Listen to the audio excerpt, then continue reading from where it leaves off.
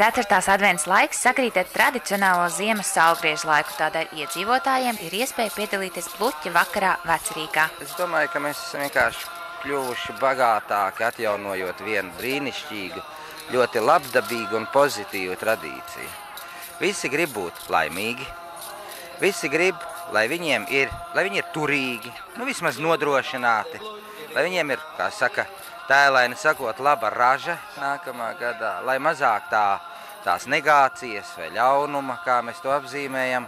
Un priekš tā jau ir tā bluķa vilkšana, kas visas šīs lietas tā kā sakārto. 21. decembrī 6. vakarā Rāclaukumā sāksim vilkt bluķi kā alaži ar tādu loku.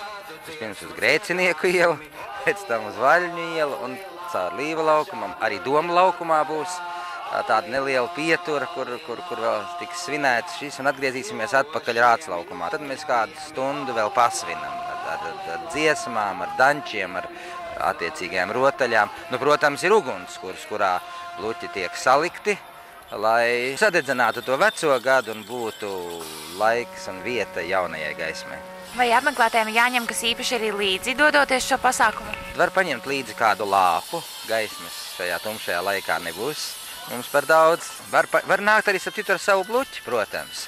Var paņemt arī kādu instrumentu trokšņošanai, kādu tarkšķi vai kaut kādu veļas dēli vai kādu zvanu, lai mēs iezvanītu gaismas jaunā saules gada atnākšanu. Un arī var ņemt līdzi vecos vainagus, Jāņu, kurus pēc tam arī ugunskurā, tad, kad mēs dedzinām bluķus, mēs sadedzinām arī šos vainagus. Nedēļas nogalē notiks nevien bluķa vakars, bet arī turpināsies garīgās mūzikas koncerti Rīgas dievnamos, kā arī Ziemassvētku ieskaņas pasākumi un sarīkojumi bērniem galvaspilsētas kultūras centros. Pirmais un svarīgākais ir kopā sanākt. Sanākt dzimtei, sanākt tuviniekiem, sanākt draugiem, jo šī te kopā sanākšana gan uzlādē, gan arī izlādē savā ziņā. Un tas ir viena no svētku galvenajām būtībām. Mēs tādējādi sevi atjaunojam. Advents laika un Ziemassvētku pasākums Rīgā atbalsta Rīgas doma, Rīgas domas izglītības, kultūras un sporta departaments.